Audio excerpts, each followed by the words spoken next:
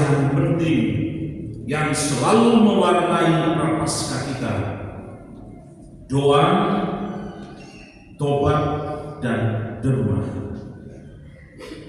Dengan tindakan kesalehan ini, kita ingin kembali kepada Allah.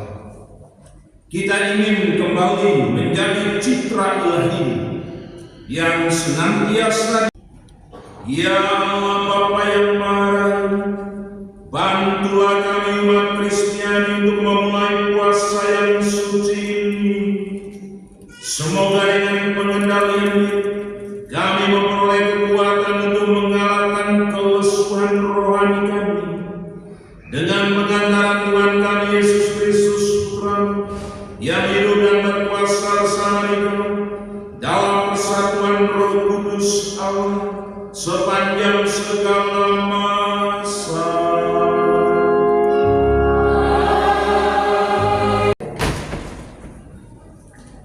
Sekarang beginilah firman Tuhan. Berbaliklah kepadaku dengan segenap hati, dengan berpuasa, dengan menangis dan mengaku.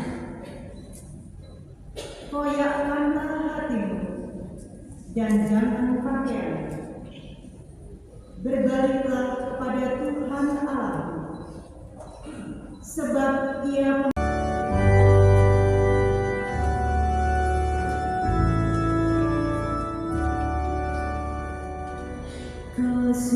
kasihanilah kami, ya Allah, karena kami orang berdosa.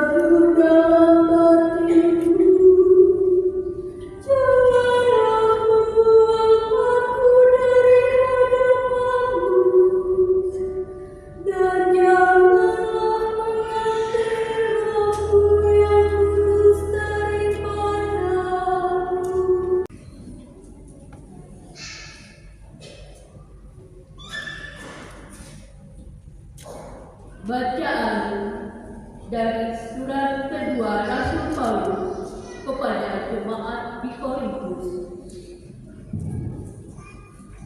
Saudara-saudara, kami adalah utusan-utusan Kristus, seakan-akan Allah menasihati kami dengan perantaraan kami.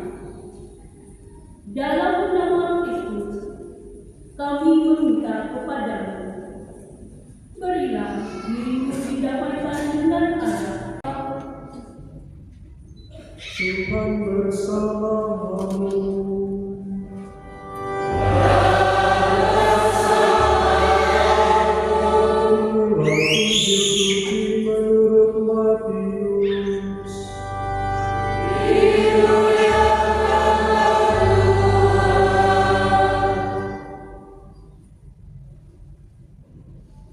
Dalam khotbah di bukit, Yesus bersabda kepada murid-muridnya, "Ingatlah, jangan kamu melakukan kewajiban agamamu di hadapan orang supaya dilihat mereka. Karena jika demikian, kamu tidak beroleh upah dari Bapamu yang di surga. Jadi, apabila engkau memberi sedekah, janganlah engkau menggembar-gemborkan hal itu, seperti yang dilakukan orang munafik di rumah-rumah ibadat dan di lorong-lorong supaya dipuji orang. Sesungguhnya aku berkata kepadamu, mereka sudah mendapat upahnya. Tetapi jika engkau memberi sedekah, janganlah diketahui tangan kirimu apa yang dilakukan tangan kananmu. Hendaklah sedekahmu itu diberikan dengan tersembunyi, maka Bapamu yang melihat yang tersembunyi akan membalasnya kepadamu. Apabila kamu berdoa, janganlah berdoa seperti orang munafik. Mereka suka mengucapkan doanya dengan berdiri dalam rumah-rumah ibadat dan pada tikungan-tikungan jalan raya, supaya mereka dilihat orang. Sesungguhnya aku berkata kepadamu, mereka sudah mendapat upahnya. Tetapi jika engkau berdoa, masuklah ke dalam kamarmu, tutuplah pintu, dan berdoalah kepada Bapamu yang ada di tempat tersembunyi. Dengan demikian, Bapamu yang melihat yang tersembunyi akan membalasnya kepadamu. Apabila kamu berpuasa, janganlah muram mukamu seperti orang munafik. Mereka mengubah air mukanya supaya orang melihat bahwa mereka sedang berpuasa. Sesungguhnya aku berkata kepadamu, mereka sudah mendapat upahnya. Tetapi apabila engkau berpuasa, minyakilah kepalamu dan cucilah mukamu, supaya jangan dilihat oleh orang bahwa engkau sedang berpuasa, melainkan hanya oleh Bapamu yang ada di tempat tersembunyi. Maka Bapamu yang melihat yang tersembunyi akan membalasnya kepadamu. Demikianlah sabda Tuhan.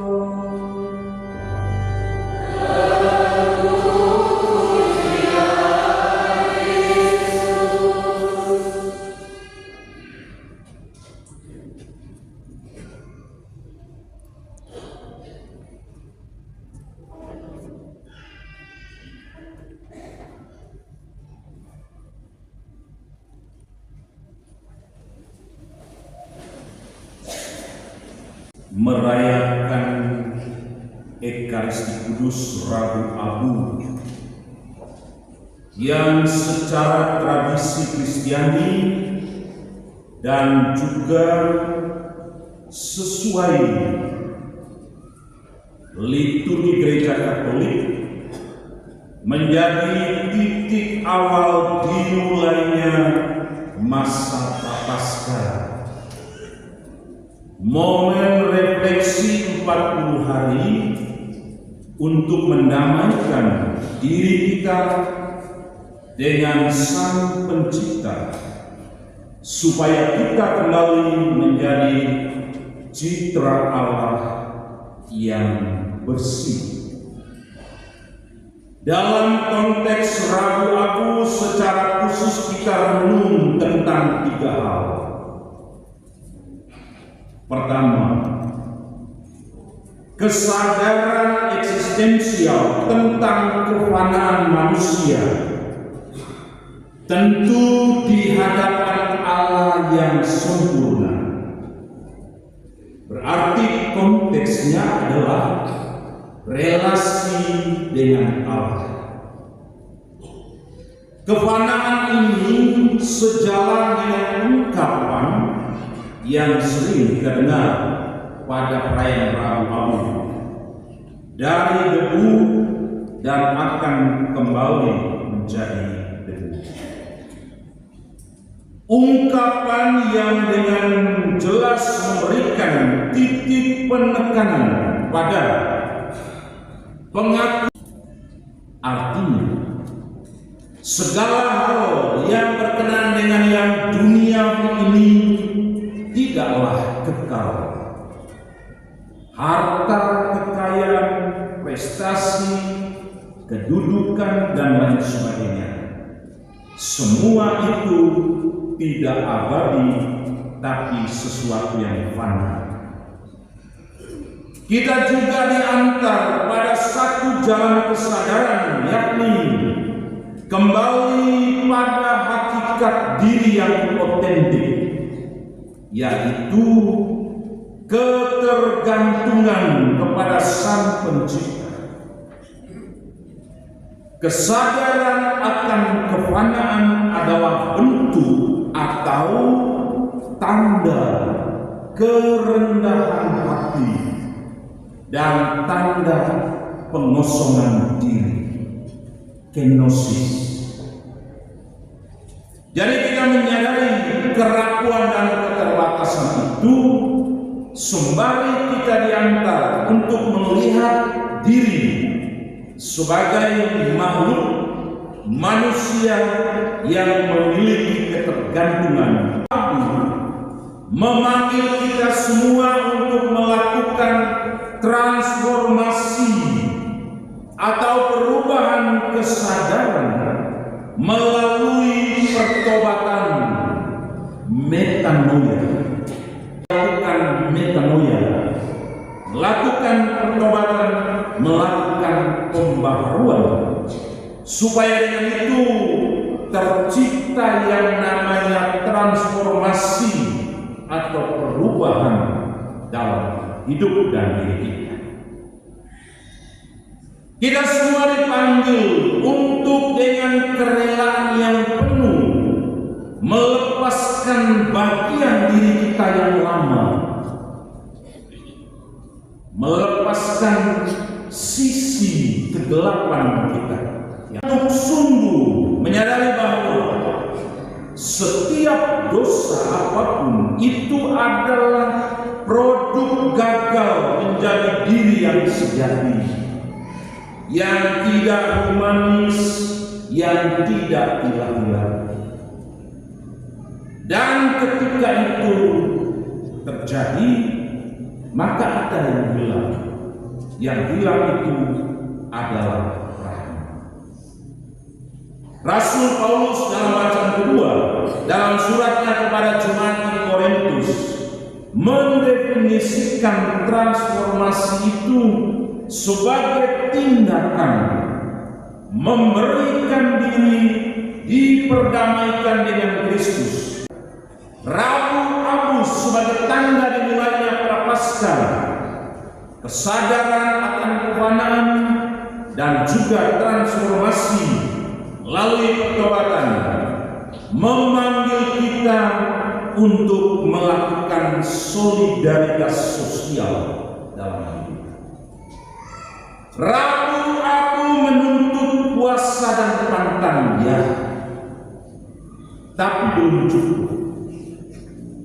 Bukan sekedar kita diajak untuk kurang makan atau cukup makan kenyang sehari, tapi lebih dari itu, puasa, pantang, pertobatan kita mesti berdampak sosial. Kesetaraan, soal kesederajatan, maka perlu keadilan dalam hidup. Karena itulah Gereja Katolik melakukan yang namanya aksi kuasa pembangunan. Ada amplop aksi kuasa pembangunan. Solidaritas dalam aksi kuasa pembangunan itu adalah sebuah gerakan tobat bersama, tetapi didasarkan pada gerakan tobat personal. Gerakan tobat bersama sebagai komunitas gereja yang universal, tapi selalu dimulai dari gerakan pertobatan personal. Dan melalui solidaritas dalam aksi kuasa pembangunan, kita semua diajak untuk berbalik dari sikap egois menuju kepedulian, beralih dari hidup untuk diri sendiri menuju hidup bagi yang lain, membangun kembali relasi yang rusak dengan Tuhan, dengan sesama, dengan ciptaan lain. Semua sebagai umat Katolik disatukan dalam tindakan solidaritas yang satu dan sama. Amplop aksi kuasa pembangunan. Maka mungkin baik saya coba simulasi secara sederhana konteks solidaritas amplop aksi kuasa pembangunan. Bahwa setiap orang belajar pantang dan berbagi sesuai kemampuan. Bahwa setiap orang belajar untuk pantang gaya hidup dan puasa dalam masa Paskah. Sisihkan 1.000 setiap harinya untuk nanti dipersembahkan sebagai bagian dari aksi kuasa pembangunan, sebagai bagian dari jawaban atas pantang dan puasa. Nah, kalau dalam sehari sisihkan 1.000 untuk anak, untuk remaja, hitung 1 minggu 7 hari, 7 kali 1.000, 7.000. Masa Prapaskah itu 40 hari, 40 kali 1.000, 40.000. Maka amplop APP anak-anak remaja 40.000. Jadi belajar pantang dan berbagi sesuai kemampuan. Lalu untuk orang-orang muda Katolik, pantang gaya hidup dan puasa pengeluaran.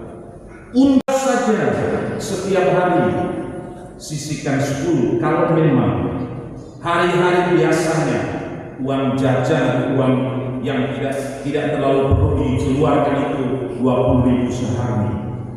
Hitung 1 hari 10.000, 7 hari 7 kali 10.000. 40 hari berapa? 40 kali 10.000. Nah, saudara-saudari di Bapak yang terkasih, sebenarnya nilai aksi kuasa pembangunan itu bukan soal besar kecilnya uang, bukan soal besar kecilnya uang, tetapi tentang 3 hal. Latihan pengendalian diri.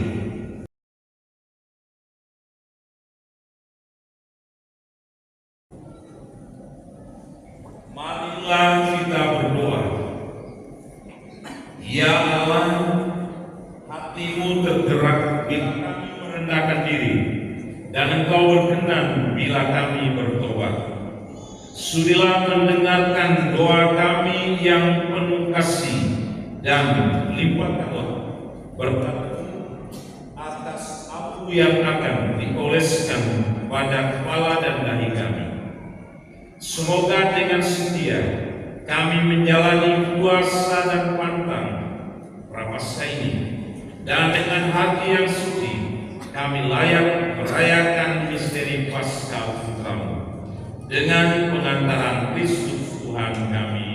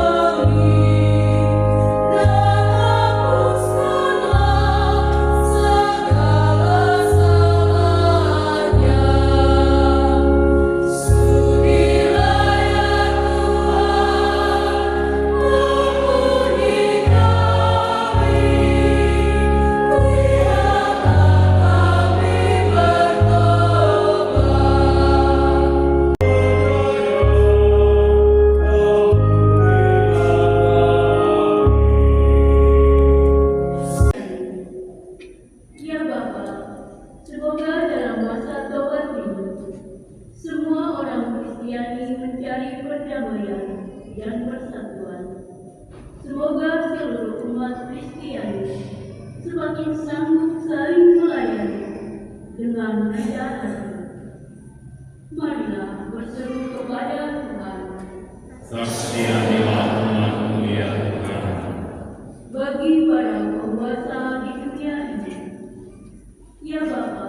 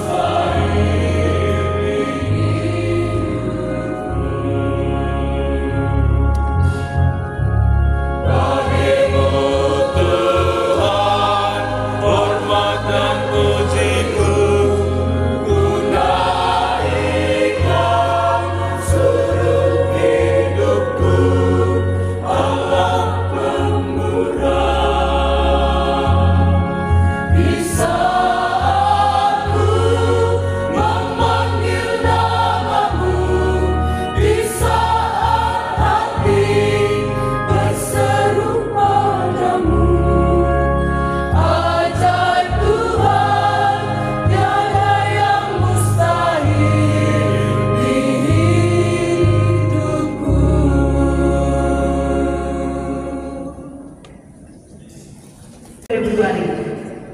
Dimulai jam 5:30 sore. Dilanjutkan dengan perayaan Ekaristi.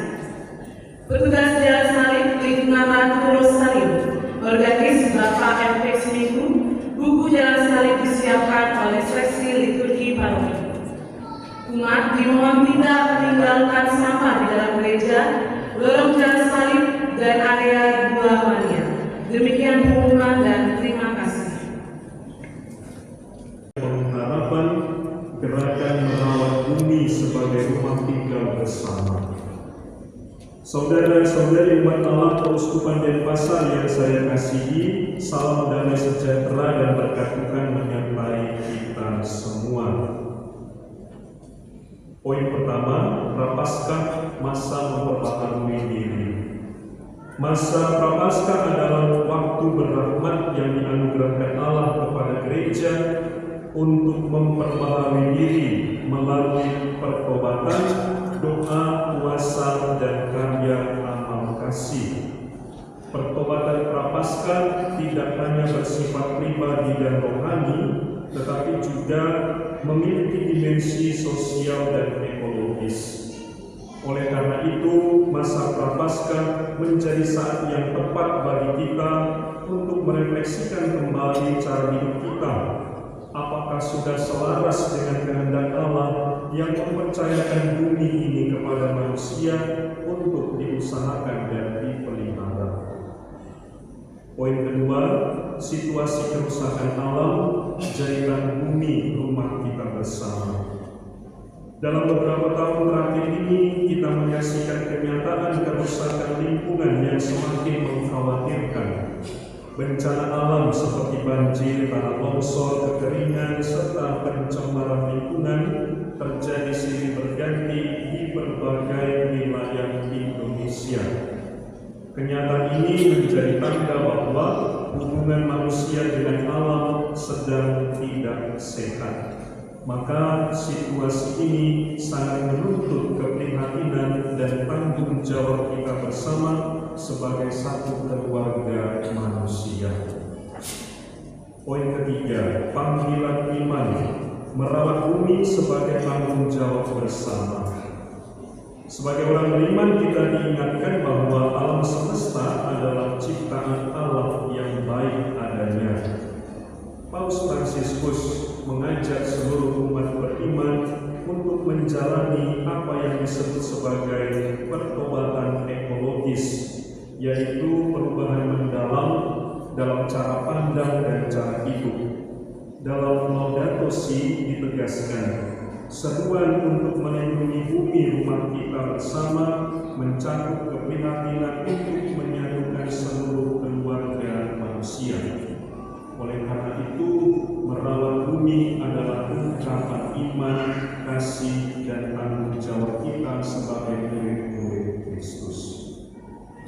Poin keempat, gerakan merawat bumi sebagai rumah tinggal bersama. Dalam semangat Prapaskah 2026, saya mengajak seluruh umat keuskupan Denpasar untuk menghidupi gerakan merawat bumi sebagai rumah tinggal bersama sebagai wujud pertobatan iman yang nyata. Secara konkret, gerakan ini dapat diwujudkan melalui langkah-langkah berikut. Pertama, puasa ekologis, yakni mengendalikan diri dari gaya hidup konsumtif, hedonis, mengurangi penggunaan plastik sekali pakai, serta lebih bijaksana dalam berbelanja dan menggunakan sumber daya alam. Dua, pantang yang bermakna, misalnya membatasi penggunaan air dan listrik, serta memilih produk yang ramah lingkungan sebagai bentuk solidaritas dengan bumi dan generasi mendatang. Tiga, aksi nyata dan solidaritas.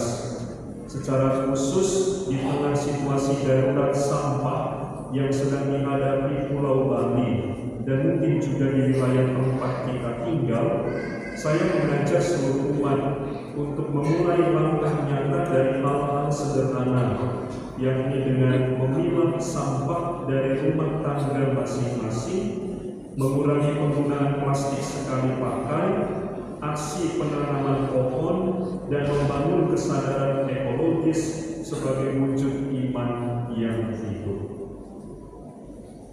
Poin kelima, peran keluarga, orang muda, dan komunitas gereja. Keluarga Katolik sebagai gereja rumah tangga memiliki peran penting dalam menanamkan nilai cinta lingkungan sejak dini. Orang muda Katolik dipanggil menjadi pelopor dan agen perubahan dengan kreativitas dan semangat yang mereka miliki. Komunitas basis gerejawi, KPG, paroki, serta lembaga-lembaga gereja diharapkan menjadi ruang edukasi, refleksi, dan aksi nyata dalam merawat bumi. Poin ke-6, penutup dan harapan. Akhirnya melalui masa Prapaskah ini, marilah kita memperbaharui komitmen iman kita dengan menjadikan pertobatan ekologis sebagai bagian dari perjalanan rohani kita. Semoga gerakan merawat bumi sebagai rumah tinggal bersama tidak berhenti pada rumusan tema, tetapi sungguh menjadi gaya hidup yang kita hayati dalam hidup harian kita. Selamat mengisi masa Prapaskah dengan mengikuti pendalaman APP di tingkat KPG, OMK, dan SEKANI yang mengangkat tema APP Gerakan Misioner Gereja dalam menghadirkan pengharapan. Semoga Allah Sang Pencipta memberkati setiap niat baik dan langkah kecil kita dalam merawat bumi, rumah tinggal kita bersama. Tuhan memberkati. Pasar 28 Januari 2026 pada Pesta Santo Thomas Aquino. Salam dan berkatku, Monsinyur Sylvester San, Uskup Denpasar. 7-5 kalau sudah lihat di cermin baru hapus itu salib dan lain-lain, ya. Oke, saya